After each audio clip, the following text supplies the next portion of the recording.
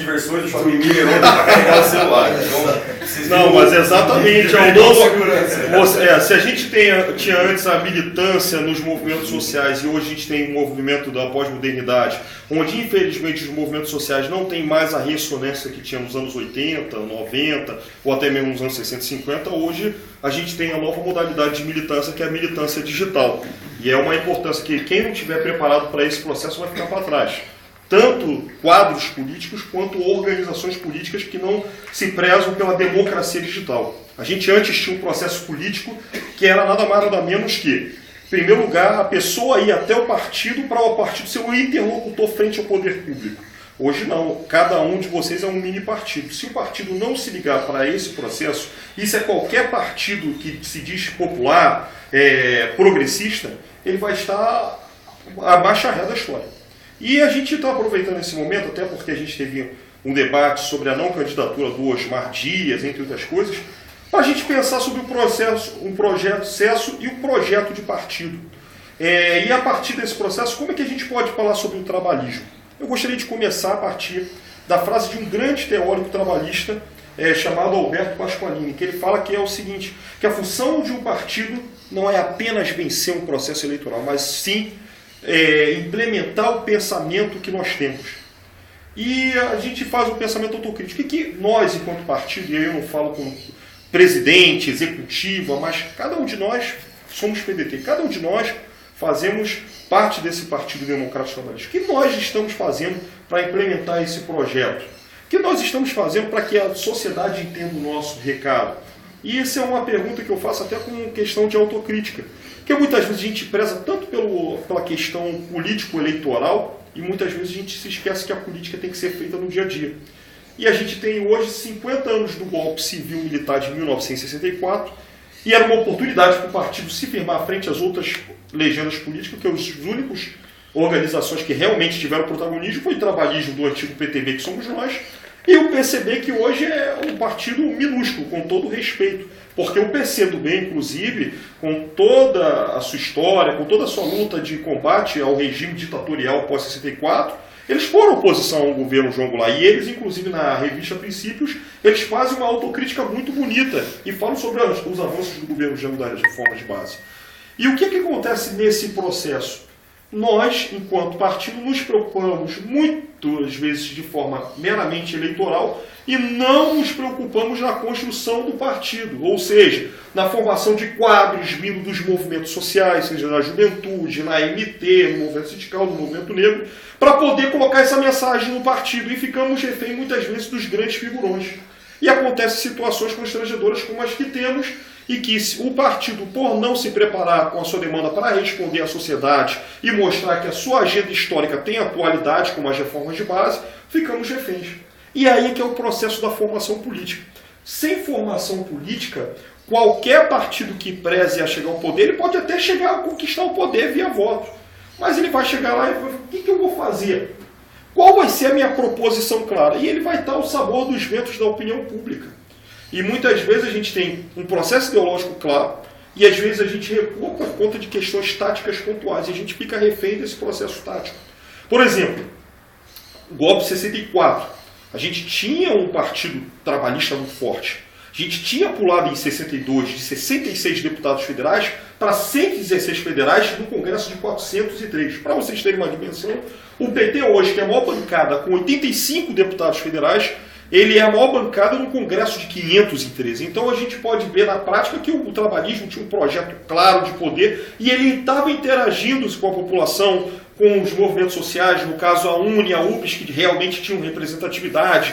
O movimento sindical via o Comando Geral dos Trabalhadores, né? Havia a greve geral de 62 e os trabalhadores, e o PTB esteve ao lado dos trabalhadores, mesmo tendo o Jango como presidente do parlamentarismo. E o PTB esteve junto, e foi por conta disso que se conquistou o 13º, a antecipação do plebiscito, e o Brizola como deputado federal percentualmente mais votado do Brasil, e que até hoje ninguém pode alcançar. Nem o EGUF, o Instituto Federal, conseguiu a façanha do Brizola com quase 30% dos votos. E aí o que acontece, companheiros? Tivemos esse aumento estupendo da bancada e com as reformas de base. O que eram as reformas de base?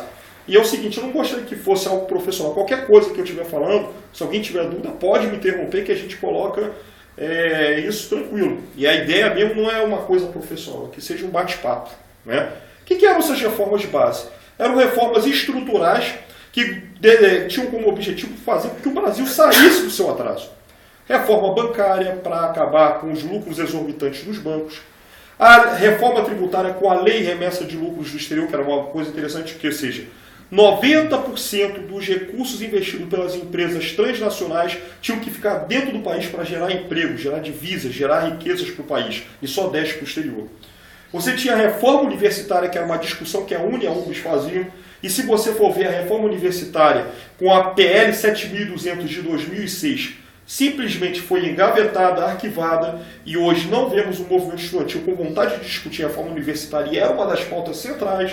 A reforma educacional, que você estava tentando tirar o país do grave nível de analfabetismo, vale lembrar que, enquanto hoje toda a esquerda comemora, a gente tem que investir 10% do PIB na educação, simplesmente o governo Jango investia, através do Plano Trienal da Educação, em 1964, antes do golpe, 12,75%. E a probabilidade de investimento em 1965, se não houvesse golpe, seria de 15%.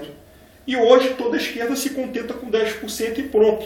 Que na verdade esses 10% são na verdade 5% do PIB. Por quê? Porque muitas vezes a nossa contabilidade do orçamento, metade do orçamento, eu não sei se vocês sabem, vão direcionada para a dívida pública. E ninguém fala sobre a auditoria da dívida pública, coisa que o Brizola sempre falava.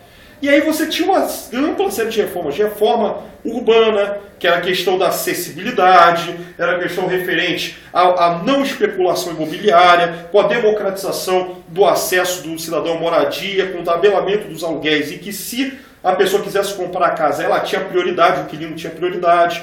Você tinha a reforma agrária de forma muito clara e categórica. Você tinha a questão da encampação das refinarias com a Petrobras através do monopólio estatal, e hoje todo mundo fica feliz porque 30% da bacia do pré-sal que é explorada pertence à Petrobras, com a atual lei 12351/2011, ou seja, uma série de propostas à esquerda, inclusive do Partido Comunista, e que nós estávamos encampando, e que como a direita não queria uma linha nacionalista e o povo estava tendo um protagonismo com o projeto de nação, defenderam claramente o golpe militar a partir da famigerada Marcha da Família por Deus pela Liberdade. É tão risível que 50 anos depois, nem 1% dos componentes que foram em 64 puderam sair nas ruas. Não imagino nem quantas pessoas foram em Curitiba, porque, por exemplo, em Brasília foram 12 covardes que não tiveram nem capacidade de atravessar o processo de chuva, né?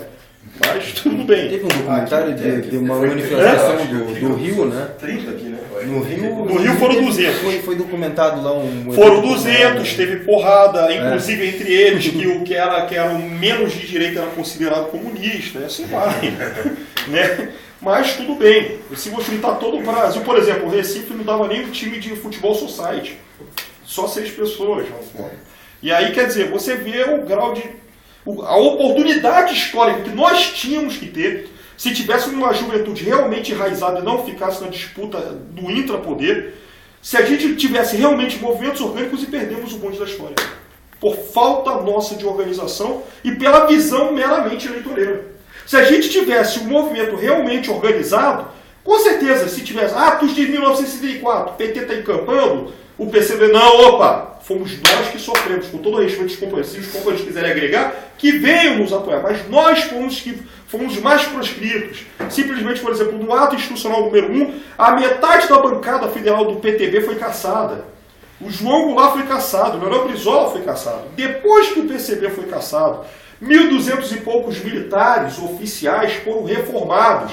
Quase ninguém fala, porque existia um grupo de oficiais nacionalistas que defendiam as reformas de base. E muitas vezes, até a questão conceitual, muitas vezes, foi golpe militar de 64, não foi golpe civil-militar. Por quê? Porque no momento que você coloca golpe militar, você culpabiliza a instituição Forças Armadas, esquecendo que tinham militares nacionalistas que defendiam as reformas de base, defendiam o projeto de um Brasil soberano, e mais ainda, você isenta as burguesias que apoiaram o golpe. As organizações Globo que apoiaram o golpe depois conseguiram a Operação Time Life em 65 para obter a concessão da Rede Globo. Aí você isenta o jornal Estadão de São Paulo, você exime a Folha de São Paulo, o Correio do Povo do Rio Grande do Sul e outros jornais que apoiaram Só um bom detalhe, inclusive quando a Globo fez essa semana a reportagem sobre essas questões, eles reafirmaram, lembrando que no passado eles fizeram aquela carta aberta, assumindo o erro da parte deles, se justificando, que eles e aí foi aquela minha postagem do Facebook que eu coloquei, que o perdão que a Globo pede é como se fosse uma mulher estuprada por um cara e que 50 anos depois de causar lesões no âmbito físico e emocional, depois, desculpa aí. Setunagem. Foi mais ou menos isso. Setunagem. E aí, gente, passando esses 50 anos, nunca essas bandeiras tiveram atuadas. Reforma tributária, taxação progressiva, quanto pessoas tiverem mais dinheiro, mais tem condições para contribuir. É uma questão ideológica de esquerda que nós defendemos. Remessa de lucros no exterior, quanto que as empresas lucram e remetem para o exterior, todo fruto do nosso trabalho. Por exemplo, os direitos trabalhistas, graças a Deus que com o Lupe parou o papo de reforma trabalhista, ele é testemunho que ele trabalha já desde a gestão do Lupe. Acabou o papo de reforma trabalhista, porque a reforma trabalhista para a direita e até para setores do PT era retirar direitos dos trabalhadores sob o pretexto de modernização das relações de trabalho. Desde que mundo é mundo nas relações de trabalho, é um conflito claro de classe entre os detentores do capital e os caras assalariados que vendem sua força de trabalho. E a nossa opção entre o capital e o trabalho, nós defendemos o trabalho. Não tem concessão. Não tem. Mas a burguesia nacional... A burguesia nacional só terá o nosso apoio se obedecer à legislação trabalhista. Se desenvolver o setor produtivo no sentido de colaborar com a classe trabalhadora, cumprindo sua legislação. Responsabilidade social das empresas é cumprir os direitos trabalhistas. Porque se ele não cumpre os direitos trabalhistas, ele está tendo uma postura lesiva aos interesses nacionais. Porque os interesses nacionais são os interesses que atendem ao povo brasileiro. E tudo que não atende o povo brasileiro, desculpa o simplismo, é antinacional, é elitista e totalmente contrário aos interesses da classe trabalhadora. E aí é que a gente entra naquele velho conceito que muitas vezes... O que é direita? O que é esquerda? E aí a gente pega o conceito básico do que a gente tinha na Revolução Francesa. Quando vocês tiveram a Assembleia Nacional com os Estados Gerais Reunidos, o primeiro e segundo Estado, que era o que mais explorava o terceiro Estado, ficava à direita do processo. O povão, mas a burguesia, que era explorada na época, que não tinha espaço, ficava no terceiro Estado e ficava à esquerda do processo. Então, traduzindo para o processo atual, o quê? Esquerda, todos aqueles que defendem maior igualdade, justiça social e a garantia de uma sociedade mais justa, mais igual, mais fraterna. E a direita que defende o status quo, defende os interesses das elites, defende a visão meritocrática. A visão meritocrática, por exemplo, para a visão do partido é interessante. Quem tem realmente atuação, quem merece ocupar os melhores espaços. Agora, no âmbito da sociedade é perverso. Quer dizer que por conta do meu esforço meritocrático, o cara tem direito a conquistar mais espaços. Enquanto o cara que labuta e trabalha, mas não tem essa oportunidade, simplesmente é excluído do processo. Você faz um perverso darwinismo social. Então, a verdade, são esses elementos que a gente tem que discutir. A gente passou o golpe de 64, temos 50 anos. O que o Brasil mudou? O que o Brasil avançou? O que o Brasil atrasou? E a gente tem essa oportunidade com meio de formação política. E isso deveria ser colocado como formação política, inclusive para os nossos candidatos a deputados, para os nossos candidatos a vereadores, prefeitos, para a gestão nossa, o que a gente pode implementar, por exemplo, na gestão do FRUT referente à reforma de base. E aí se constrói o partido. O partido já tem a mensagem clara, nós defendemos isso, com a mensagem clara para a sociedade. E é essa a importância da formação política. Sem a gente ter esse processo de formação política, não tem como a gente avançar para a construção de uma sociedade socialista, na qual preconiza o PDT, desde a Carta Testamento de Vargas, com a visão até proto-marxista, sem ele colocar. A questão referente ao discurso do Comunista Central do Jango, a Carta de Lisboa, a Carta de Mendes, o Manifesto PDT, é obrigação de vocês estudarem isso. Se vocês estudarem isso, com certeza vocês vão desmontar o partido e vocês vão trazer a mensagem. Eu vou ver muitos aqui com vereadores, deputados estaduais, deputados federais, mas realmente imbuídos com a proposta do partido, para a gente não cair no aventureirismo de trazer grandes quadros para chegarem depois, num momento que o partido mais precisa, não tem visão partidária para tal. Então é essa a mensagem que eu tenho. Eu gostaria de trazer muito sobre a história do trabalhismo, sobre a história da JS, mas seriam, na verdade, 2, 3 dias. Como a gente tem uma reunião muito curta, o Leônidas falou, até 6 horas, não sei, 5, 6 horas. Então, podemos estar trabalhando.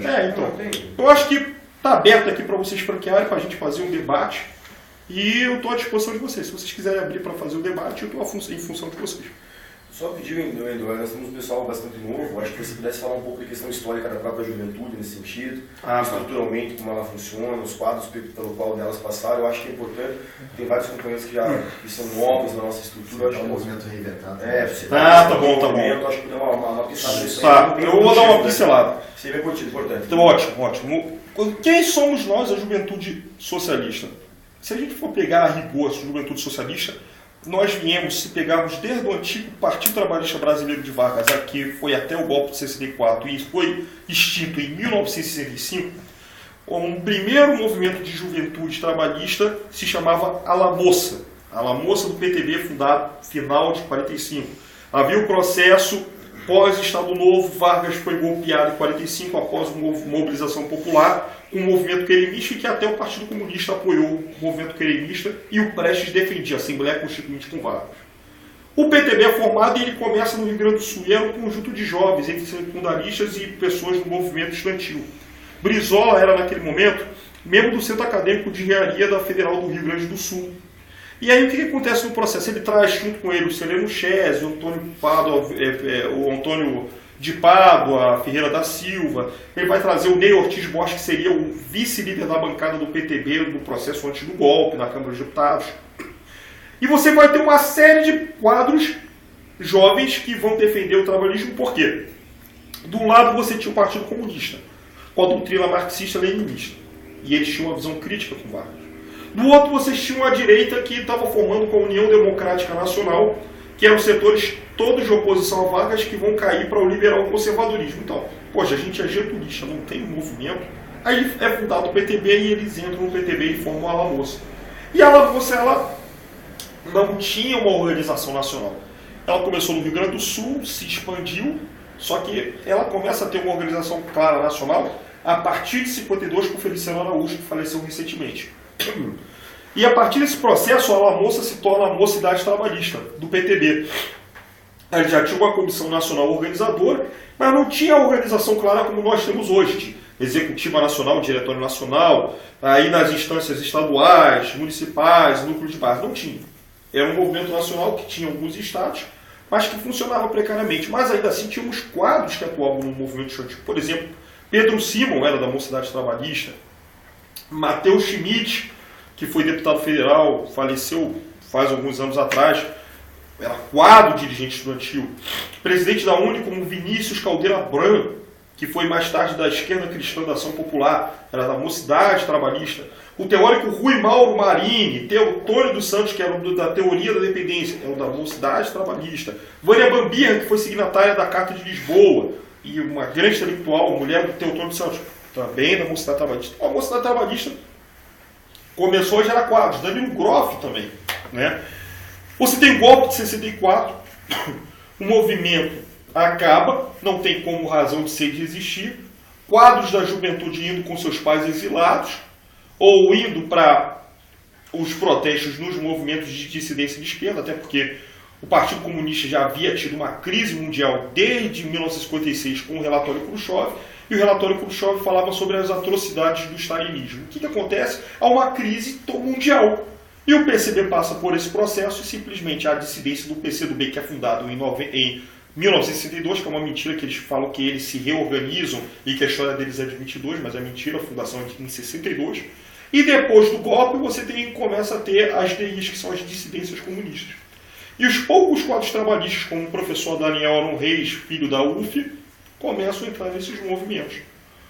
68, Congresso da Unitibiúna, efetivamente foi um congresso que foi um fiasco, porque descobriram em pleno interior de São Paulo que os estudantes estavam fazendo congresso clandestino. 712 delegados são presos e um mês depois é feito o AI-5. E agora? Qual é a aposta da esquerda? O PCB, em 1967, no seu 6º congresso, já condenava categoricamente a luta armada e falava que, para se resistir à ditadura, tinha que usar dos meios legais, como o MDB, ou se não, pelas mobilizações das grandes cidades, já que o Brasil é um país continental. Já esses jovens, embora bem intencionados, não imaginavam que a luta, a partir da aposta da luta armada, seria uma aposta fratricida. Imagina você fazer uma luta armada, com todo o respeito, no Brasil de dimensões continentais, onde pequenos grupamentos de esquerda com focos guerrilheiros teriam que enfrentar as Forças Armadas com todo o aparato repressor. Uma loucura, né? A conclusão é que foi todos dizimados entre 1970 até a guerrilha do Araguaia, de 72 a 74. Acabou esse processo, você começa a ter a retomada da ideia da fundação da UNE, em 75, 79 é a refundação da UNE. Concomitantemente, jovens trabalhistas estavam vendo, no processo de redemocratização de anistia, a possibilidade de retomar-se o PTB. Aí você tem aquela ideia da Carta de Lisboa, onde você tinha quadros como Alfredo Sirquis, Carlos Mink, o João Vicente Goulart, que é o filho do Jango, entre outros quadros de juventude, o que a gente entrevistou hoje, o João Mendes. O João Mendes Costa? João Mendes. Esse quadro, simplesmente também, ele era da VPR, da luta armada, foi signatário da Carta de Lisboa, ou seja, tinha um conjunto de jovens que já eram signatários do processo que iria se fundar o PTB e falando, inclusive, da atuação do movimento estudantil dentro da Carta de Lisboa através da refundação da UNE. Só que aí o que acontece? A gente perde a sigla, por conta do jogo militar do Golbery Couto Silva, que era o chefe da Casa Civil do governo militar. De um lado, você tinha o silêncio obsequioso e a criação silenciosa e consentida do Partido dos Trabalhadores. Do outro, os PCs na ilegalidade e nós, sofrendo a perda da sigla, somos obrigados a fundar o PDT em 26 de maio de 80. E aí esses jovens se articulam, jovens do exílio, jovens do Brasil, jovens que atuaram na luta armada, jovens que estavam saindo do PCB com a partir do grupo prestista por causa da Carta aos Comunistas de Prestes em março de 80. Então você já tinha um conjunto de jovens trabalhistas, jovens prestistas, até trotskistas se organizando em jovens filhos exilados que, juntando-se, fundam a juventude trabalhista do PDT em 15 de fevereiro de 1981. E estiveram 10 estados, inclusive o próprio Paraná. E aí nesse processo você tem a construção da juventude, a juventude vira a JTS, Juventude Trabalhista Socialista, no segundo congresso. No terceiro congresso, em 85, muda-se para a Juventude Socialista, porque tinha a concepção do trabalhismo como um verdadeiro caminho para o socialismo. Inclusive, quadros como Vieira da Cunha, André Figueiredo, Pompeu de Matos faziam parte desse congresso. E a partir desse processo é que a juventude sempre foi um esteio na formação de quadros políticos, de quadros formuladores. Só para ter uma ideia, embora tivesse essa capacidade de quadros formuladores e tivéssemos uma atuação no movimento estudantil, realmente a primeira entrada nossa, de forma institucional da UNE, enquanto diretor, só vai em 91 com o Ivanilson Gomes, que hoje está no PV, da Bahia. E aí a gente tem esse processo de construção de juventude, que até hoje, nós, enquanto juventude, com todos os problemas inerentes a essa organização, somos o único movimento que teve, organicamente, em 33 anos de duração, 15 congressos e vamos para o ano que vem para o 16º congresso. Tudo que eu sou, tudo que eu tenho, tudo que eu transitei dessa forma, eu agradeço a JS como uma organização que me criou, que me formou e que me fez como quadro. E essa organização, ela sempre pugna pela formação política, pela atuação nos movimentos de base, nos movimentos sociais organizados, e essa JS que, se vocês estão aí, que atuam, labutam, nesses 33 anos, e que vocês podem fazer com que ela viva mais 33 anos. Beleza, em outra situação, nós estávamos conversando no caminho, acho que quando passamos conseguimos debater bastante a questão relacionada dessas manifestações, né? Acho que é importante que a gente tivesse uma avaliação nesse sentido, até uma questão de posicionamento, né? Comentamos sobre isso, porque muitos nos cobravam essa situação, eu acho que é importante ter uma posicionamento disso. Vou colocar franquear para os amigos. Vamos franquear para os amigos. O que cada um acha? Começa aqui, da minha esquerda. Bom, na minha visão, a movimentação do ano passado foi um indicativo de que o modelo econômico brasileiro que vem sendo seguido não vem funcionando, que o povo almeja o que vinha sendo conquistado, vinha se conquistando a partir do governo de Vargas, a partir do Estado Novo, com o trabalhismo, todo o modelo europeu constituído sempre serviu de exemplo, o trabalhismo inglês sempre deu muito certo, e se foi abandonado esse modelo de lado, a partir do golpe de 64, para um modelo liberal e neoliberal. Social liberal hoje. E que claramente não funciona. Então, por trás de toda uma justificativa de corrupção e tal, eu acredito que o que mais se busque seja o próprio desenvolvimento, né? Para o desenvolvimento social, e é uma coisa que nós sabemos, nós temos conhecimento que só vem através principalmente dos movimentos sociais de trabalhismo e de defesa dos interesses nacionais. E a questão da representatividade, eu vou colocar para vocês só para comentar a questão dos partidos, as instituições, qual foi o recado, se esses movimentos eram organizados, ou quais as debilidades desse movimento à luz da linha organizativa de um partido político, de um movimento social? Chama para você. Bom, até colocando, né, nessa questão das manifestações, a gente vê realmente há uma descrença muito grande, né, da população, coisa que a gente já está cansado de ver. Que nem o Melo colocou, há uma fundamentação do partido, já existe isso, né, já existe a razão, a base, o fundamento social. O problema é se fazer chegar isso aos jovens. Se quem conseguir isso, nossa, é o perfeito, né, será na verdade é o foco esse, mas se conseguisse chegar a isso, talvez alguns meios que a gente sou muito mais pro prático, né? Falei, beleza, já está posto, o problema está aí, o que a gente vai fazer para isso? A partir daí, eu acho, a partir de começar a se organizar, para se estruturar, a partir daí, quem começar a se organizar primeiro ganha, né? Sempre foi assim, né? Até diretório a gente está cansado de ver nas universidades, quem se organiza primeiro ganha o diretório, né? E é assim, pronto. E não deixa de ser assim também, principalmente porque agora há essa comoção nacional. Principalmente agora, vendo a coisa e tal. Né? Questão da representatividade, como você falou, existem núcleos pequenos, cada um de nós é um pequeno partido. E há muitos interesses em jogos, né? É muita coisa, o pluralismo, né, do Brasil é gigante. Juntar tudo isso também. Quem conseguir juntar tudo isso, né, consegue aí a BS. Por isso que eu creio que há discursos e há discursos. Né? Acho que existem alguns níveis de discursos que a gente tem que levar. Né? Há o discurso de mobilização, a gente conseguir juntar essa massa em prol disso. Há um discurso um pouquinho mais, né, de começar a entender esse conhecimento que está posto, que é a base da fundamentação. Eu acho que é nesse ponto que a gente está aqui. E depois realmente é o prático, da gente conseguir assumir as cabeças. Daí sim vai entrar em vereadores, né, deputados e assim por diante. Agora, para a gente estruturar isso, a gente só consegue estruturar isso se nós formos unidos. Acho que daí vem a questão de eles estarem aqui hoje, tentando aí representar aí, né, toda a nacional. A gente começou um trabalho aqui agora, principalmente porque existe uma figura pública, que é o Gustavo. O Gustavo foi o que chamou isso. A gente conseguiu unir, esse grupo está unido aqui pelo Gustavo, e a gente tem que aproveitar isso em torno do quê? Para realmente dar essa formação, né, buscar essa base social aí e começar a desenvolver, daí sim a gente começar a caminhar, a galgar e trazer mais adeptos que tenham a mesma mentalidade. O jovem ele é focado, a mobilização, o que o jovem vê é a ideologia, né? E se a gente consegue vender essa ideologia, entre aspas, né, não vender, mas ganhar eles, esse que é o ponto. Se a gente consegue ganhar eles, a gente consegue fazer algo forte aí. As manifestações. Cara, eu não, sendo bem sincero, não tem representatividade, gente. Não tem. Não adianta a gente querer falar, não, movimento tal. Alguns aproveitadores disso se aproveitaram do momento, assim, ponto final.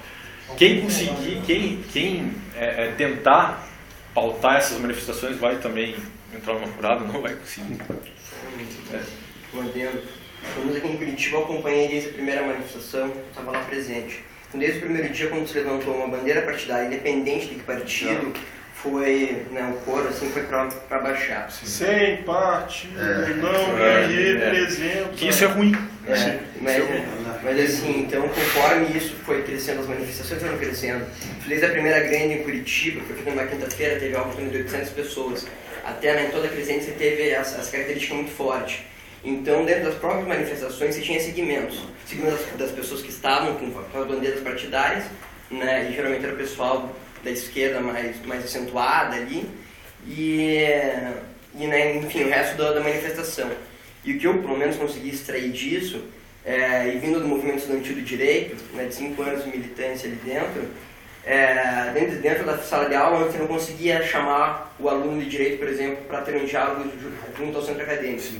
Era uma inépcia total, principalmente dentro de uma faculdade paga. Durante esse movimento ali, na minha sala, por exemplo, se mobilizou e a sala inteira foi para a rua. Né? Só que foi no primeiro esboço de uma manifestação política que aquele pessoal teve. Deu um surto de consciência disso. Só que pelo menos os movimentos que já tinham militância mais antiga não conseguiram manter diálogo, simplesmente foi dissociado. Chegaram a ter reunião de partidos políticos, de juventudes por conta disso? Essa é a primeira. Não, já teve algumas aqui. Não, dentro desses processos. Nós tivemos. Vamos avaliar os posicionamentos. Se não ia. No Rio de Janeiro foi a direita com a esquerda junto. Então, mas contra o sem partido. Porque isso que é errado, porque nós somos um partido, nós sempre participamos das manifestações, tivemos que abrir mão e ficar de fora dessa por causa que o pessoal... Querendo colocar, por causa da prefeitura, né? Nós somos, eu, o Vitor também estava junto comigo, lá a gente está dentro da prefeitura e na coordenação de juventude. E nos bate-papos, a gente fez alguns bate-papos até para questão de mobilizar e divulgar o Conselho Municipal de Juventude que a gente está na frente hoje. E dentro dessas conversas, daí vem um grupinho, os grupinhos até legais, mas quando se falava em discutir bate-papo mesmo, de manifestações, 1, 2, 3, 5, 6 vinham. Por quê? Porque o pessoal gosta do quê? Vem pra rua, eles gostam disso, eles gostam de barulho. O jovem hoje é assim. A identidade hoje do jovem é muito mais aqui, ela é muito mais orgânica do que sistemática do que era antigamente, no tempo da ditadura, no tempo que houve a mobilização. Então, como você colocou, as redes, as mídias sociais, elas estão muito hoje presentes hoje. Se conseguir mobilizar, existe uma mobilização da área digital? Existe. Isso alcança. E por que os partidos não chegam? É por conta da estrutura verticalizada dos partidos diante da demanda horizontalizada? Wendel, eu queria fazer uma colocação. Eu sou o Mário Mensagem aqui da Faculdade de Comunicação da Universidade Federal do Paraná. Fez uma pesquisa pioneira sobre as manifestações, entrevistando jovens, né, de 15 a 29 anos, todos os bairros de Curitiba, né, seguindo todas as proporções ali estabelecidas pelo IBGE em relação à raça, à escolaridade, renda, religião. E foi bacana, né, porque através desse estudo eu tive acesso a ele ainda, apesar de não ter sido publicado, o professor Mário me chamou para dar uma avaliada na base de dados desse estudo, e algumas coisas são gritantes. Primeiro delas, a falta de referência popular, de fato, dentro dessas manifestações, ao menos em Curitiba. Foi uma revolta de coxinhas. Esse foi o principal argumento do professor. É um movimento de direita conservador. E aí, algumas outras questões, né? Justamente para consolidar, né, de que não foi um movimento emancipatório de esquerda, existe uma série de dúvidas colocadas. Por exemplo, em relação à repressão policial, o que os jovens de Curitiba acreditam? A maioria a favor. Em relação à questão da imparcialidade da mídia dentro do contexto político nacional, a maioria dos jovens acredita que a mídia seja parcialmente imparcial. Então você vê uma série de outras questões que ele acabou questionando ali dentro daquela pesquisa dele, que é uma pesquisa bem ampla, que acabam referendando, né, essa parcela da juventude que, por mais que tenha ido às ruas, tenha na verdade corroborado com aquele projeto, na verdade, de direita, apolítico. É a politização da despolitização. Com certeza. E aí eu acho que é interessante a colocação que o Eduardo coloca, né? Porque eu estava conversando com um amigo há uma semana atrás, ex-quadro da Consulta Popular daqui de Curitiba, o Léo Brito, e... igual o Léo Brito, é o Leonardo Durval Brito, seu xará. E ele era das Ciências Sociais lá da Universidade Federal do Paraná, e ele saiu da Consulta Popular, né, disse que apesar de ainda acreditar nos ideais da Consulta Popular, ele descrê totalmente na linguagem. Ele fala, olha, a gente não está atingindo o jovem da maneira como a gente tem discursado. E ele é um defensor, assim, radical até, né, de abolir-se dentro do discurso da esquerda, sobretudo daqueles jovens, palavras como Marx, palavras como luta de classes, né? Ele diz, olha... ele diz, cara, não adianta. Ele citou o filme No, e depois eu fui assistir o filme No chileno, que conta a história sobre o processo, né, da população chilena dizer não ao Pinochet, E como na época a linguagem publicitária, algo que a priori para os esquerdistas chilenos que haviam sido perseguidos, muitos inclusive tendo familiares, parentes, amigos mortos e desaparecidos dentro do regime militar do Pinochet do Chile, achavam um absurdo que aquela linguagem com músicas, com coisas festivas, com algo tão parecido com aquilo que já é veiculado por meio da mídia em si, né? Eles achavam isso um absurdo, mas foi graças a isso, né, a avaliação que todos hoje fazem no Chile, que a época o NU conseguiu vencer. Né? Não foi aquela linguagem radical, aquela linguagem pesada que a esquerda faz uso e se utiliza até hoje. Então esse Léo Brito, charado nosso Léo Brito aqui, ele colocou o seguinte: se não mudar a linguagem, a gente não vai conseguir efetivamente fazer um referendo popular de emancipação. Se a gente continuar usando a palavra Marx, se a gente continuar usando as palavras de luta de classe, se a gente continuar colocando de que a revolução virá